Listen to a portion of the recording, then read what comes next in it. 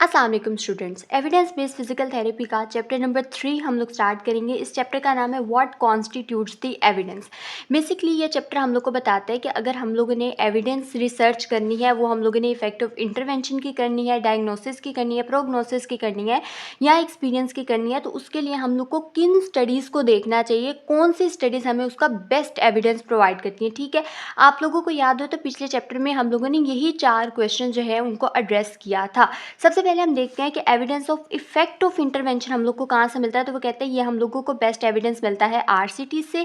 इसके अलावा evidence of the experience हम लोग को क्वालिटेटिव रिसर्च से मिलता है। एविडेंस ऑफ डायग्नोसिस हम लोग को क्रॉस सेक्शनल स्टडीज से मिलता है।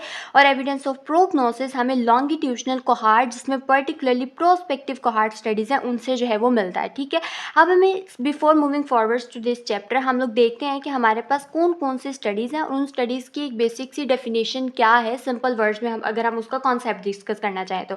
सबसे पहले हमारे पास होती है क्रॉस सेक्शनल स्टडीज़, जिनको सिंपल वर्ड्स में हम कह सकते हैं कि हमारे पास ऑब्जर्वेशनल स्टडीज़ होती हैं। ठीक है, हम लोगों ने ये जैसे कि ये क्रॉस सेक्शनल स्टडीज़ हम लोगों ने ऊपर कहा डायग्नोसिस में हेल्प करती है। तो हम ये देखते हैं कि अगर हम लोगों ने एक टेस्ट डिफरेंट पॉपुलेशन पे अप्लाई किया है तो हमें उसका क्या रिजल्ट मिला है, ये हमारे पास ऑब्जर्वेशनल स्टडीज़ होती हैं। देन हमारे पास केस स्टडीज़ होती हैं। सिंपल सी बात है, एक कंडीशन है, फॉर एग्जांपल मैं रूमेटोइड आर्थराइटिस के बारे में रिसर्च कर रही हूँ और मेरे पास जितने भी पेशेंट आते हैं क्लिनिक में रूमेटोइड आर्थराइटिस के, मैं उन सब को जो है उनके केसेस को अलग-अलग करके एक रिपोर्ट बनाती हूँ और फिर मैं उसको सम अप कर देती हूँ। तो उसको मैं कहती हूँ these are the case studies. ठीक है, केस स्टडीज़। ठीक है, अब केस स्टडीज़ और केस सीरीज़ में क्या फ़र्क है कि जो केस स्टडीज़ होती हैं ना, ये पर्टिकुलरली एक पेशेंट का केस होता है। जैसे कि मेरे पास पेशेंट आया, मैंने उसके सारे केस को रिपोर्ट कर दिया।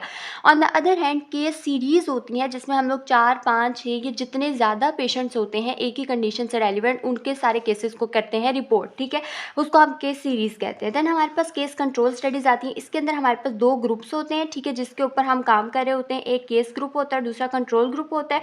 ठीक है, बेसिकली अगर हम इसको इंटरवेंशन के लिहाज से सिंपल वर्ड्स में देखें तो एक ग्रुप को इंटरवेंशन मिलेगी, दूसरे ग्रुप को इंटरवेंशन नहीं मिलेगी, या एक ग्रुप जो है वो डिजीज्ड हो सकता है, दूसरा ग्रुप डिजीज नहीं हो सकता।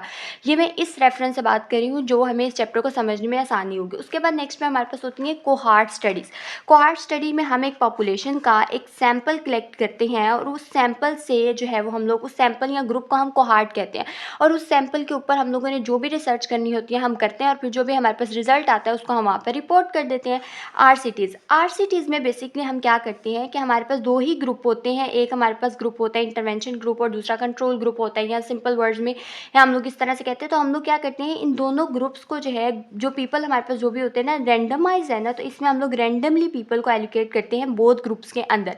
चाहे वो हमने कंट्रोल ग्रुप में करना है, इंटरवेंशन ग्रुप में करना है, ठीक है, किसी भी ग्रुप में करना है, तो हम लोग जो है वो उसको करते हैं रैंडमली एलोकेट करते हैं। अब रैंडम एलोकेशन जो है वो डिफरेंट वेज में की जा सकती है। वो एलोकेशन जो है वो ईमेल्स के थ्रू की जा सकती है, कंसील्ड एनवेलप के थ्रू की जा सकती है, कॉइन्स या टोस्ट किसी के भी थ्रू की जा सकती है। ठीक है, लास्ट में हमारे पास आते हैं सिस्टमैटिक रिव्यूज। सिस्टमैटिक रिव्यूज में हमारे पास क्या होता है, डिफरेंट तरह की स्टडीज़ होती हैं। ठीक है, उन स्टडीज़ को कलेक्ट करके हम सिस्टमेटिकली एक स्टैटिस्टिकल टेक्निक को यूज़ करते हुए एक रिजल्ट बनाते हैं, एक ओपिनियन बनाते हैं, उनको हम कहते हैं these are the systematic review. इसके ऑपोजिट हमारे पास नैरेटिव रिव्यूज़ भी होते हैं। नैरेटिव रिव्यूज़ में क्या होता है कि उस फील्ड का एक्सपर्ट था, उसने 10, 15, 12 जितनी भी स्टडीज़ थी उसने उन स्टडीज़ को कलेक्ट किया, उन स्टडीज़ को पढ़ा और उन स्टडीज़ के ऊपर अपना एक ओपिनियन बना दिया, अपना एक नैरेटिव बना दिया। उसकी मेथोडोलॉजी इतनी क्लियर नहीं होती है, उसके ऊपर बहुत ज़्यादा जो है वो स्टैटिस्टिकल टेक्निक्स नहीं यूज़ की जाती हैं। ठीक है, और वो इतनी ट्रांसपेरेंट नहीं होती, वो किसी का पर्सनल ओपिनियन पे डिपेंड करती है। तो इसको हम लोग कहते हैं कि ये हमारे पास नैरेटिव रिव्यूज़ है। ठीक है, सिस्टमैटिक रिव्यूज़ में on the other hand transparent methodology use की जाती है, काफ़ी अच्छे स्टैटिस्टिकल टेक्निक्स को यूज़ किया जाता है। तो ये सारी वो टर्म्स हैं जिनसे हम लोगों ने आगे जो है वो करना है, तो हम लोगों को इंटरेक्शन जो है वो इसका बेसिकली पता होना चाहिए। एक बात आपको मैं यहाँ पे पहले बता दूँ कि हमारे पास जो रिसर्चेज होती है उनमें हम सबसे लो लेवल ऑफ एविडेंस मानते हैं क्रॉस सेक्शनल स्टडीज़ को, बिकॉज ऑब्वियसली ये ऑब्जर्वेशनल स्टडीज़ होती हैं। देन हमारे पास केस स्टडीज़ आती हैं, फिर हमारे पास केस सीरीज़ आती हैं, फिर उसके बाद केस कंट्रोल, फिर कोहार्ट और फिर RCTs and high level of evidence हम लोग को सिस्टमैटिक रिव्यूज़ प्रोवाइड करते हैं आरसीटीज़ के बाद। तो जैसे जैसे हम नीचे आते जाते हैं हमारे पास लेवल ऑफ एविडेंस जो है वो इन्हांस होता जाता है, हाई होता जाता है। ठीक है, तो ये एक बेसिक सा इंट्रोडक्शन था जो कि इस चैप्टर को समझने के लिए बहुत ज़रूरी था। ठीक है, नेक्स्ट पे हम लोग देखते हैं कि what constitute the evidence of effect of intervention, मतलब हम लोगों को इफेक्ट ऑफ इंटरवेंशन का एविडेंस जो है वो हम लोग को कहाँ से मिल सकता है। अच्छा, सबसे पहले ना उसने सबको डिस्कस किया हुआ है, सब चीज़ों को उसने डिस्कस किया हुआ है। उसने कहा क्लिनिकल ऑब्जर्वेशन से हम क्यों नहीं लेते, थ्योरी से किस तरह का एविडेंस मिलता है, उसने सब चीज़ों को यहाँ पर प्रिसाइजली डिस्कस किया हुआ है। तो हम स्टार्ट करते हैं। सबसे पहले हमारे पास आती है क्लिनिकल ऑब्जर्वेशन। वो कहते हैं कि क्लिनिकल ऑब्जर्वेशन से सिंपल वर्ड्स में क्या मुराद है, मतलब मेरे पास क्लिनिक में एक पेशेंट आएगा और मैं उसके पूरे के पूरे केस को स्टडी करूंगी, इसी को मैं क्लिनिकल ऑब्जर्वेशन कहती हूँ ना। तो वो कहते हैं कि क्लिनिकल ऑब्जर्वेशन जो है हम लोगों को ये नॉलेज तो एक प्रैक्टिस नॉलेज तो दे सकती है, मैं पेशेंट पे अप्लाई करके ये तो देख सकती हूँ कि इंटरवेंशन इफेक्टिव थी कि नहीं थी, लेकिन उसका नुकसान क्या है। वो कहते हैं कि simplest way to interpret observation of the clinical outcome is as the effect of intervention. Simplest way है कि हम लोग इफेक्ट ऑफ एविडेंस को देखना चाहते हैं तो हम लोग जो है वो क्लिनिकल ऑब्जर्वेशन करेंगे, लेकिन यहाँ पर मसला क्या है। वो कहते हैं कि patient often interpret improvement in the intervention as an evidence is effective and the patient whose condition does not improve may feel dissatisfied with the intervention. हो सकता है किसी पेशेंट के लिए वो इंटरवेंशन काम कर रही हो, किसी पेशेंट के लिए वो ना कर रही हो, या किसी पेशेंट को थोड़ा सा असर हो रहा हो और वो इसकी एग्जैजरेट करके बता रहा हो, ठीक है, ये इस बात का मतलब है। उसके बाद वो कहते हैं कि हम लोग जो है वो क्यों इसको अच्छा एविडेंस नहीं मानते हैं ऑब्जर्वेशन को इफेक्टिव इंटरवेंशन के लिए, क्योंकि वो कहते हैं इसके अंदर डिफरेंट तरह के बायसेस का रिस्क आता है, ठीक है। कुछ ऐसे फैक्टर्स होते हैं जो इसको इन्फ्लुएंस करते हैं, जिसमें नंबर 1 हमारे पास होता है स्टैटिस्टिकल रिग्रेशन, फिर हमारे पास नेचुरल रिकवरी होता है, फिर हमारे पास हॉथॉर्न्स इफेक्ट होता है, फिर रिकॉल बायस, और फिर हमारे पास प्लेसिबो इफेक्ट आता है, ठीक है। अब इनको हम वन बाय वन देखते हैं कि ये होते क्या। सबसे पहले नेचुरल रिकवरी है। वो कहते हैं कुछ कंडीशंस ऐसी होती हैं जो कि अल्टीमेटली विद टाइम खुद ब खुद रिजॉल्व कर जाती हैं, ठीक है। उनके लिए ज़रूरत नहीं होती कि आप उनको ट्रीटमेंट दें या ना दें, वो खुद ब खुद विद टाइम रिजॉल्व कर सकती है। जैसे कि एक पेशेंट अगर हमारे पास बैक पेन का आ रहा है और उसको बैक पेन जो है वो प्रोलॉन्ग, जैसे कि एक पेशेंट को डिलेड ऑनसेट मसल सिंड्रोम हो गया, ठीक है ना, तो उसको उसने जो है वो बहुत ज़्यादा एक्सरसाइज की और उसको मसल सोरनेस होगी। विद टाइम उसको जो है वो चीज़ खुद ब खुद नेचुरली रिजॉल्व हो सकती है। इसी तरह हो सकता है कि कोई पेशेंट आपके साथ किसी कंडीशन के साथ आया और विद टाइम उसकी कंडीशन खुद ही वो रिकवर हो जाए, उस टाइम पे बेशक उसको किसी ट्रीटमेंट की ज़रूरत पड़े या ना पड़े, वो खुद ही रिकवर हो जाए, तो इसको हम कहते हैं this is natural recovery. Then हमारे पास आती है स्टेटिस्टिकल रिग्रेशन। वो कहते हैं कि हमारे पास ना डिजीज़ के फेजेस होते हैं। पहले डिजीज़ की सिम्टम्स जो है वो थोड़ी माइल्ड होती हैं, फिर एकदम सिम्टम्स जो है वो पीक पे जाती है, फिर वो सीवियर हो जाती हैं, ठीक है, और अल्टीमेटली डिजीज़ की सिम्टम्स जो है वो दोबारा से माइल्ड हो जाती है, ठीक है। तो वो कहते हैं कि पेशेंट हमारे पास किस फेज़ में प्रेजेंट करेगा। हल्की हल्की सर दर्द होती है तो हम डॉक्टर के पास नहीं जाते, जब हमें ज़्यादा सर दर्द होती है, फीवर फील होता है, तभी हम डॉक्टर के पास जाते हैं ना, और फिर 1-2 दिन के अंदर हम ठीक हो जाते हैं, ठीक है। ये एक सिंपल सी एग्जांपल है।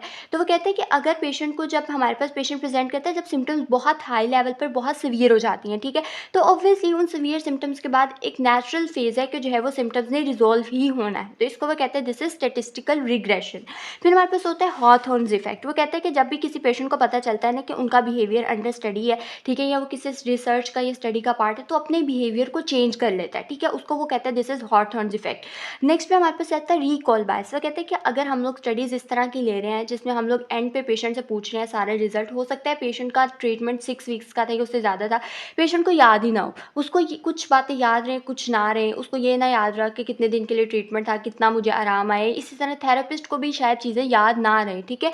तो वो कहते हैं दिस इज रिकॉल बायस। फिर हमारे पास आता है प्लेसिबो इफेक्ट। प्लेसिबो इफेक्ट से मुराद ये है कि डिजीज़ का कोई पर्टिकुलर फिजियोलॉजिकल इफेक्ट तो नहीं है, लेकिन साइकोलॉजिकल डिजीज़ का कह रही हूँ, इंटरवेंशन का कोई फिजियोलॉजिकल इफेक्ट तो नहीं हुआ, लेकिन हमारे पास पेशेंट को ये लग रहा है कि मैं ठीक हो रहा हूँ, ठीक है, उसको बस ये पता है कि मुझे ट्रीटमेंट मिल रहा है। जैसे हम अल्ट्रासाउंड की बहुत कॉमन एग्जांपल यूज़ करते हैं कि मैंने अल्ट्रासाउंड पेशेंट को अप्लाई कर रही हूँ, ठीक है, और मैं जो है उसका मैंने स्विच ऑफ किया, उसकी पावर ऑफ है, उस पर कोई इंटेंसिटी कोई फ्रिक्वेंसी कोई इम्पल्स पेशेंट को नहीं लग रही, ठीक है, और पेशेंट को बस जो है वो मैं हेड को पेशेंट की बॉडी के साथ इनकाउंटर कर रही हूँ, तो पेशेंट को लग रहा है कि मुझे ट्रीटमेंट मिल रहा है अपेरेंटली, लेकिन मेरी चूँकि अल्ट्रासाउंड हेड ऑफ है, पेशेंट उसी ट्रीटमेंट को कहेगा कि भाई मुझे आराम आ गया, हालांकि उसकी अल्ट्रासाउंड कोई उसको लगी नहीं है। तो इसको हम प्लेसिबो इफेक्ट करते हैं कि perception of getting a treatment, patient को इसी चीज़ से रिलीफ हो जाता है कि मुझे ट्रीटमेंट मिल रहा है, हालांकि उसको ट्रीटमेंट नहीं मिल रहा है।